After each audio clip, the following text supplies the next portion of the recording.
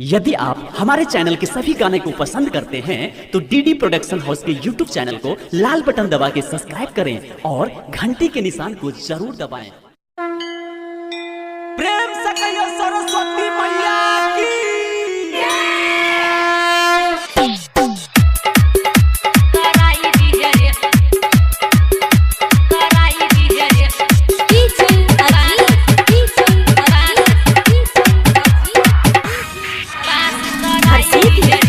presented by DD Production House।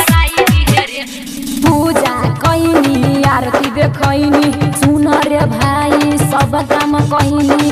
पूजा कइनी आरती देखइनी न कइनी खाली पढ़ाई रे।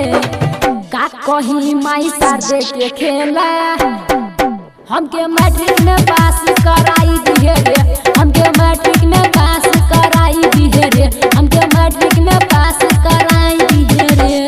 पूजा कइनी आरती देखइनी सुन रे भाई सब काम कइनी। पूजा कइनी आरती देखइनी न कइनी खाली पढ़ाई रे। का कही माई शारदे के खेला हमके मैट्रिक में पास कराई दिए रे। हमके मैट्रिक में पास कराई दिए रे। हमके इंटर में पास कराई दिए रे।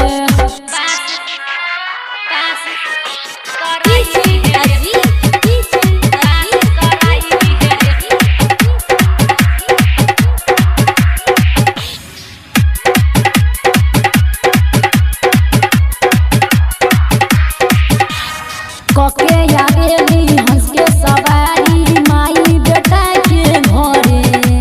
लागेली सुनर सरस्वती मैया दर्शन सभे करे करे। जय हो मैया। कके आवेली हंस के सवारी माई बेटा के घरे। लागेली सुनर सरस्वती मैया दर्शन सभे करे करे। पहिले कइनी पंडा के बोलहिनी सुन हे मैया सबके बोलहिनी। पहिले कइनी पंडा के बोलहिनी डेली हम पूजा कराई रे। का कही माई शारदे के खेला हमके मैट्रिक में पास कराई दिए रे। हमके मैट्रिक में पास कराई दिए रे। हमके मैट्रिक में पास कराई दिए रे।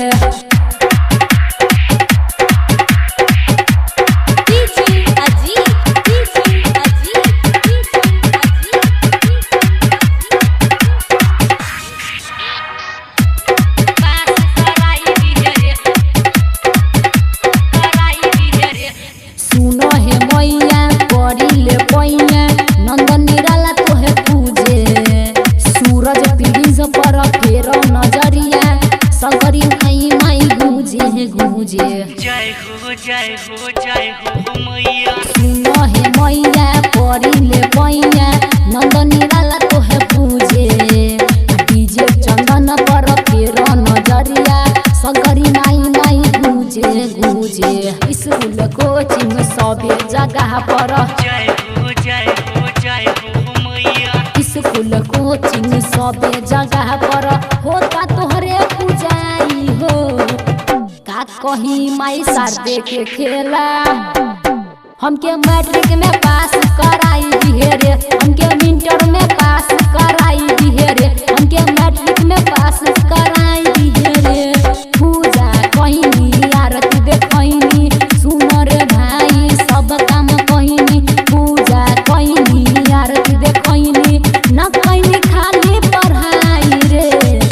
का कही माई शारदे के खेला हमके मैट्रिक में पास कराई दिए रे। हमके मैट्रिक में पास कराई दिए रे। हमके इंटर में पास कराई दिए रे। Recording by DD production house Sakri 97 084 45 722।